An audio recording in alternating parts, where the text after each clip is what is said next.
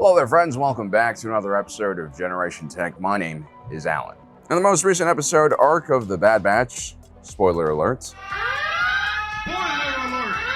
the gang managed to get their ship stolen while they're trying to extract Ipsium from a mine that their fixer Sid had purchased. Omega manages to track down Gonki, the almighty droid god of light and power, to another Ipsium mine that's being run by a local crime boss, his security droids, and a bunch of children who are employed as miners and scavengers. One of the children was responsible for the theft of the Marauder. The situation isn't great at this mine. Moko is telling all of his children that it's only through immense personal sacrifice from him that they're able to continue running their operations. I know it's been a lean season. We've all had to make sacrifices and go without, including me. Oh, Moko is so benevolent, generous, and kind. Sort of like all of those companies who had to make huge sacrifices during the pandemic and predicted huge cost increases and therefore prematurely inflated the cost of their products, which of course led to record-breaking profits from outfits like Amazon, Walmart, Kroger's, Lowe's, and TJ Maxx, and many others. A lot of these companies are actually accused of price gouging. The great sacrifices these companies made to provide consumer goods to all of us was surely appreciated, especially when we found out that they'd increased prices 2 to 3 times more than inflation. The miners working under Moko were also really appreciative of the fat bastard when they realized he was consuming enough rations to feed the entire crew and hiding it from everyone else. To make matters even worse, Moko wasn't even paying wages. He was just paying food and water to people. But Mako always takes care of those who earn.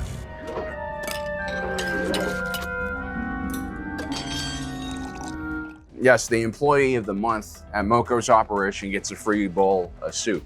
And the losers, they all have to share a similar sized bowl of soup amongst themselves. And that's perhaps the saddest part of the story. It's how much these children seem to accept the rules that dictate their lives. They're even thankful towards Mako and appreciative of his so-called sacrifice.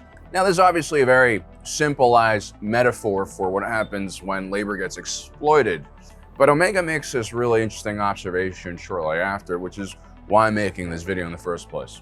The Empire's not the only threat. We've seen so many in the galaxy like Moko. Omega, despite being really young and naive, makes a really wise observation here that, the Empire does not have a monopoly over evil. And even when the Empire collapses, it's not like things were that much better for people in the Outer Rim. Look at Rey-Un Jakku, who's working as a scavenger for inflatable bread. That doesn't seem fair. If anything, the Empire's claim of peace and stability has always been more of a dream for Imperial true believers rather than something that would be achievable, especially when you consider the way that Palpatine wanted to control the galaxy. I mean, how do we get to this point where Moko can run around with his gang of slave child labor? Where was our benevolent God Emperor then? I mean, if you talk to imps like Iden Versio and Ray Sloan, they'll tell you about all the amazing things the Empire did for its loyal citizens and how it cleaned up their homeworlds and how it protected its borders from pirates and slaver scum. Of course, Ray Sloan was from the industrial planet of Ganthel, located in the core, and Iden Versio was from Vardos, also located in the core. And as core world citizens, they're either ignorant or didn't care about what was going on in the Outer Rim. In defense of the Empire, there's been a precedent set here by the Galactic Republic, who basically ignore the Outer Rim for most of history. I mean, the Jedi during the High Republic period did set up a starlight beacon in the Outer Rim as sort of a sign of hope and navigational feature for spacers in the area. It was supposed to also serve as a base for Jedi Knights and operations to pacify all the threats in the Outer Rim, but of course this was unrealistic, even for the Jedi. There were just simply too many unknowns and too many bad guys, like the Nile. The Starlight Beacon would eventually be destroyed, the Jedi and Republic would retreat back to the core, and once again the Outer Rim would be left alone. Until the Republic tried to attract capital investment to the Outer Rim by designating the entire area as a free trade zone. And it was a win-win for them, or so they thought. The Republic basically spent 0 credits on the Outer Rim, and they also received very little tax revenue. They hoped that this free tax zone would attract capital and investment and hopefully increase overall financial activity in the entire galaxy, maybe even lower the prices of consumer goods for the people in the core, which would be a good thing. And this is basically what happened at first. I mean, the Ipsium mine that Moko was ruling over was formally constructed and operated by the Techno Union. The mine was actually a part of a larger supply chain that eventually led to the Techno Union's many factories and assembly lines that created battle droids and tanks for the Confederacy defense systems during the Clone Wars. At the height of the expansion of the Outer Rim Free Trade Zone, we began to see really the worst of these corporations' behavior, and we also began to see what happens when capitalism is completely unchecked and free markets are completely unregulated. We had price gouging, price fixing, thanks to the Trade Federation's control of all shipping lane to the outer rim from the core. The separatist corporations employed slave labor and debt-trapped paid employees. They began building their own military forces to not only protect their assets, but also to retrieve assets that they wanted from either debtors or just rivals. It was a nightmare that didn't grow out of the Republic's corruption. Instead, it grew out of the Republic's lack of will and laziness to pass the right economic policies and plans to actually bring real economic change and reform to the outer rim. Eventually, the separatist corporations became so powerful, they opted for secession when the Republic went after them for taxes. The free trade zone experiment would start the Clone Wars. Its legacy is clear, and its impacts are far and reaching. But if you think about it, the Empire, which featured a heavily centrally controlled economic system, fared no better. At least in the core regions of the Republic, you had free market principles combined with standard regulation and restrictions so that the power balance between government and business was reasonable. This at least gave people opportunities to join the middle class, which is, of course, very important to any democracy or republic. But then the Empire came in and smashed everything. They nationalized every industry and resource they could get their hands on. And they also took the lion's share of the galaxy's manpower and threw them into their own factories, which was a really big problem. Overnight, entire industries were destroyed because they no longer had people working for them, because now they were building TIE fighters and Star Destroyers instead of home appliances and utility droids. To make matters worse, the Empire didn't have reasonable goals or any plan really of what they were going to do with their new massive military.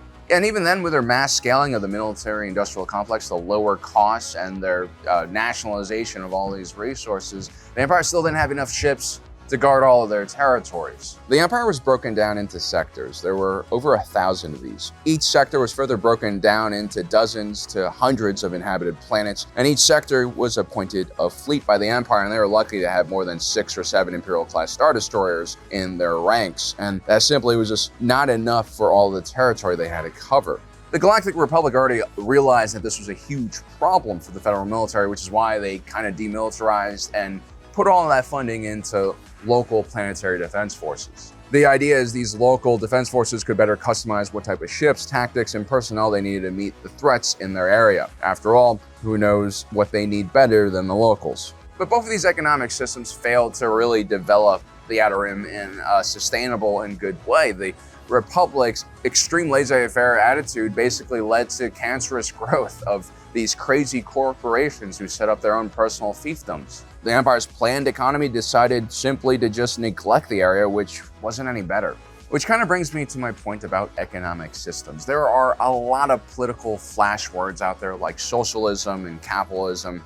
Some people will tell you on the internet that, socialism is one of the most evil things ever created by humanity, and others will say that capitalism is the most evil system ever created by humanity. The reality is none of these people actually define what they mean when they see these words, and these words mean a lot. I mean, if you're American, you probably believe we live in a capitalist society with a completely free market, but the reality is every country has their own tariffs, trade deals, and import taxes, and other trade tools that are used to control the traffic of goods coming in and out of a country. America is also considered one of the most capitalist societies in the world. But many Americans might also be disappointed to find out that America has many socialist elements too, like Social Security, Medicare, unemployment benefits. I mean, there can be a lot of political operatives who try to use these words very vaguely, and you really shouldn't trust them. In general, don't trust partisan people who are a part of our two-party system, because ideology is gone in our country in these political systems. All they really care about is maintaining power. And you take a look at Donald Trump's stimulus bill, where he gave $1,200 to almost every person in the country. This should have been recognized by fiscally conservative Republicans and Democrats as one of the most socialist things any American president has done in modern history at least. I mean, we're talking about trillions of dollars directly handed to every American, and it didn't depend on how much money he made, because I was working and I still received a $1,200 check that probably someone who wasn't working needed a lot more. And so a lot of this stuff is meaningless. No one really was honest about the stimulus package. No one called it out for what it really was. And I guess my point is, avoid being overly loyal to any political organization or group. Be loyal to your family, be loyal to individuals, to your friends, and judge people as individuals, not by the political organizations they associate with. There are wonderful Imperials and terrible rebels, evil Jedi, and, well, less evil Sith. And if you do decide to venture into the brave world of politics, there's no rule that says you have to follow the talking points of either party. You can pick and choose. You don't have to always vote for one side. But how did we get there? I mean, how did the Star Wars galaxy go from Republic, Empire to New Republic and not solve anything? Well, the fault lies on the voters, obviously. You know, leaders like Palpatine long relied on populism to stir their base. Populists never talk about boring stuff. They tend to dumb down complex political issues and target voters' emotions rather than the rational side of their brain. Palpatine doesn't want you to rationally think about anything. That takes a lot of work because he has to actually develop reasonable policies. Instead, he wants you to get emotionally invested in the ideas he's talking about. He wants to connect through shared emotions and values with his voters rather than give good policy speeches. He wants to make his enemies your enemies. The thing with most populist leaders is that they become consumed by their own constituents, and because they're not focusing on the fundamentals of running a country, usually things get worse in the country. Their voters get more angry until finally they get consumed by the very hate they created. Well, guys, I hope you enjoyed today's episode. Don't forget to subscribe and hit that notification button down below so you don't miss out on the rest of our awesome content. As usual, my name is Alan, reminding you that my allegiance is to the Republic, to democracy.